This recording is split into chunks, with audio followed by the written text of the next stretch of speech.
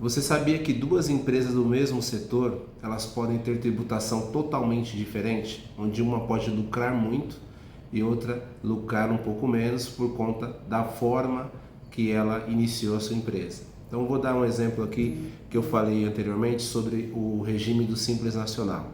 Algumas empresas e alguns empresários, eles têm a visão que o Simples Nacional é o melhor regime tributário, independente do ramo de atividade, seja ele comércio, serviço, indústria.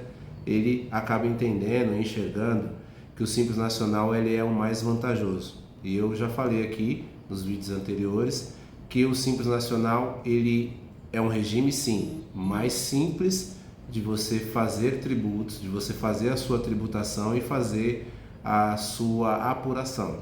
Porém, o regime Simples Nacional nem sempre ele é o mais vantajoso. Eu vou dar um exemplo aqui de um cliente que chegou recentemente no escritório, que é uma agência de carros, né? Uma concessionária. E nessa concessionária ele trabalha com a revenda de veículos, ou seja, ele compra e vende veículos. E o regime que ele se enquadrava era o regime do Simples Nacional, onde ele tributava sobre o total do faturamento. Ou seja, um veículo que ele vendeu por 100 mil reais, ele oferecia a tributação 100% desse valor. Então o total do faturamento ele era utilizado para poder usar de base para ele tributar. Mas como ele é revenda, imagina que esse veículo que ele vendeu a 100 mil reais, ele comprou por 80 mil reais. Essa empresa, se ela está em outro tipo de regime, por exemplo, o regime do lucro presumido, ele vai tributar pela diferença. Ou seja, se ele comprou por 80 e vendeu por 100, a diferença desses 20 mil reais aí que daria nessa conta é o valor que ele vai oferecer para a tributação. E esse valor oferecido à tributação, no lucro presumido, ele pagaria muito menos impostos.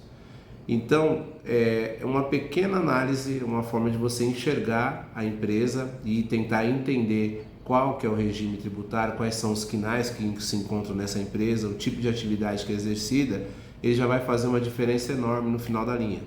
Então, quando nós falamos de regime tributário, e eu venho falando aqui que você que é empresário, que está iniciando um negócio, que tem uma empresa de pequeno porte, você precisa olhar nos mínimos detalhes, porque é nesses detalhes que você vai ter economia, é nesses pequenos detalhes que você vai ter lucro e é nesses pequenos detalhes que a sua empresa ela vai sair de uma empresa estagnada para uma empresa que de fato vai prosperar. Então, eu dei um exemplo aqui para vocês entenderem como funciona a análise. Então, quando for falar de empresa, você precisa